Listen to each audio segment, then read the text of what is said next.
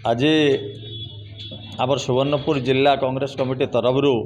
सांबादिक सम्मेलन आयोजन करा एवं एथिरे आमर प्रदेश कांग्रेस कमिटीर पर्यवेक्षक भाव आमर बड़ भाई तथा आमर पूर्वतन जिला कांग्रेस कमिटीर सभापति बौद्धर श्रीयुक्त नवकुमार मिश्र से आज ऑब्जर्वर हिसाब से आसने एवं आमे आज जो सांबादिक सम्मेलनटा चली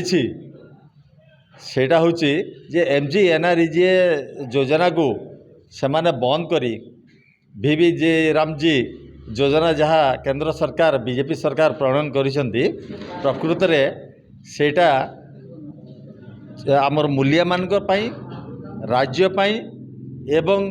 ग्रामांचल पाई एटा केते बेले भी गोटे उचित पदक्षेप नुहे किंबा विकास रो एटा मानदंड नुहे सेमाने प्रकृत रे तांकर जो आधिपत्यटा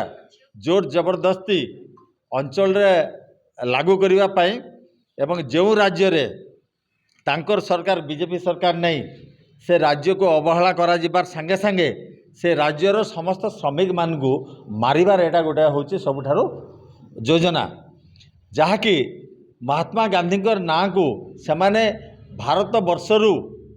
वर्षर इतिहास एवं सारा विश्व महात्मा गांधी ना तथा आमर भारत वर्षर जो माने कि महापुरुष माने रही जो माने कि भारत को गोटे विकसित राष्ट्र हिसाब रे गठन करने चेष्टा करी आसिचंती तांकर विरुद्ध रे एमाने गोटे षड्यंत्र करके ये सब योजना को बंद करिसंती। तेणु आमे कहूचु जे जहाँ किछि भी से माने योजना करिसंती जी राम जी प्रकृत रे जहाँ कि गोटे